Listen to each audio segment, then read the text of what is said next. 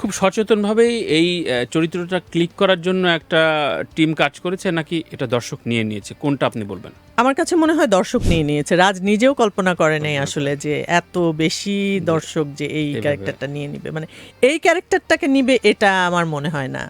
কেউ ভেবেছে। এটা পুরো ইউনিটে যেমন ওখানে কেয়া পায়েল আছে, ওদের তো ভিউ অনেক বেশি।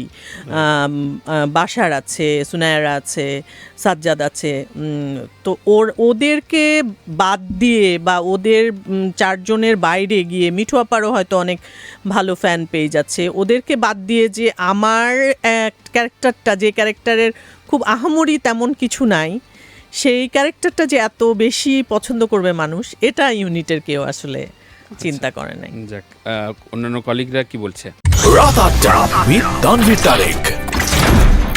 এই প্রসঙ্গটি নিয়ে আমি কয়েক পর্বে অনেক অভিনেতাকেই আমি জিজ্ঞাসা করলাম যে অনেক দিন পর একটা সামাজিক গল্প এভাবে ম্যাচ করলো, মানে ম্যাসিভ হিট হলো।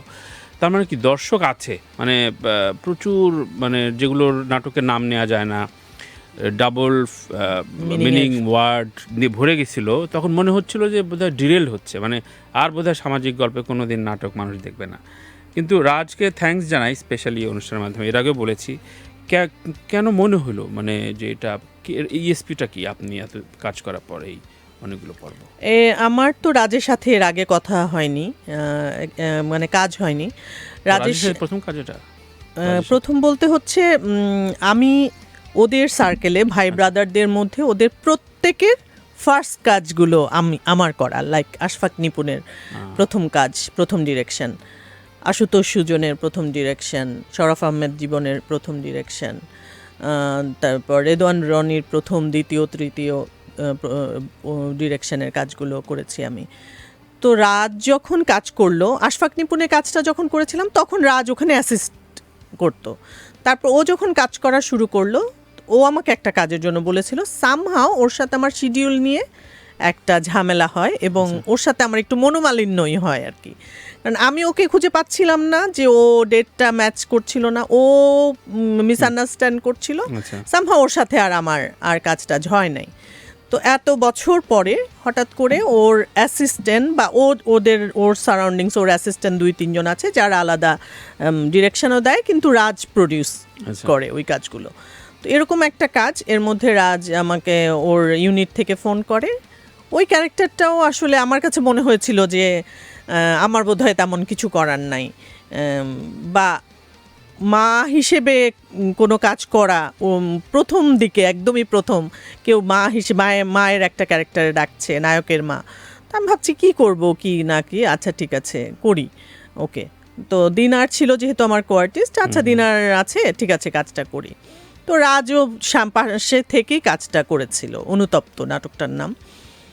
তো ওই নাটকের ২-১টা সিন দেখে রাজের এত ভালো লেগেছে যে মা ছেলের বন্ডিং এত সুইট, এত বেশি ফ্রেন্ডলি, ওইটা দেখে ওর নাকি মাথায় আসছে যে আচ্ছা আমরা তাহলে একটা ফ্যামিলি গল্প করি, তাহলে দীপাপা এরকম একটা ক্যারেক্টার করবে ওখানে।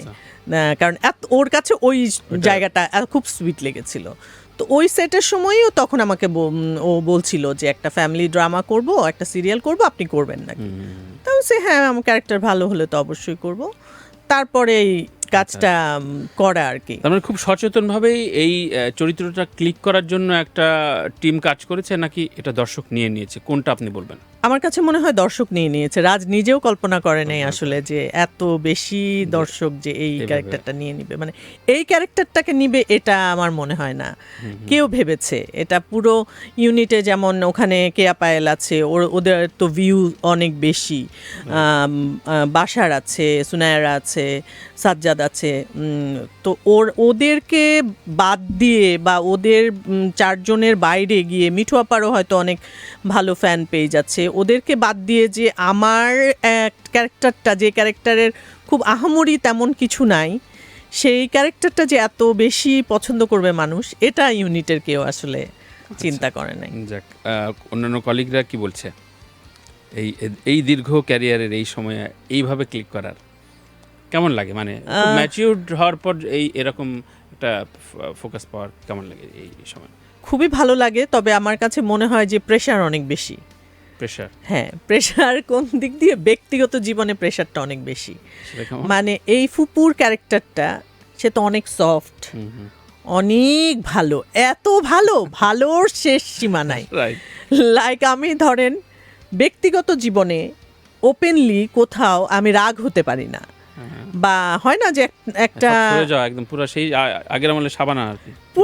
পুরাই সাবানা। মানে আপনি দোকানে গেলেন, আপনি বললেন যে কি বলেন ভাই, এটা হলো এই, না এটা এরকম না, এইভাবে আমি বলতে পারি না এখন আর কথা। ও আচ্ছা আচ্ছা, ব্যক্তি জীবনেও, ব্যক্তি জীবনে মানে ও তো দেখছে আপনাকে। ব্যক্তি জীবনে একটা দোকানে বা একটা রিক্সাওয়ালার সাথে বা একটা বাইরের মানুষের সাথে আমার কোনোভাবে আমার রিয়াকশন আমি আর দেখাতে পারছি না।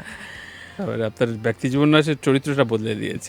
পুরো বদলে দিয়েছে। এবং সবাই মনে করেন আমি এরকম করে কথা বলা মানে হচ্ছে সবাই হা করে তাকায় থাকবে যে না, মানে ওদের স্বপ্ন ভঙ্গ হয়ে যাবে যে এটা কি, কেন উনি তো এটা করতে পারে না। রাইট, যে কারণে এটা আমার জন্য অনেক প্রেশার হচ্ছে আর কি। আপনাকে খুব ভালো করে কাছ থেকে চেনে জানি প্রচুর আপনার সার্কেলে, তারা কি বলছে যে ঠিক আছে একেবারে তোর নিজের ক্যারেক্টারের রিভার্স একটা পোর্ট্রে হয়ে গেল এবং সেটা পপুলার হয়ে গেল?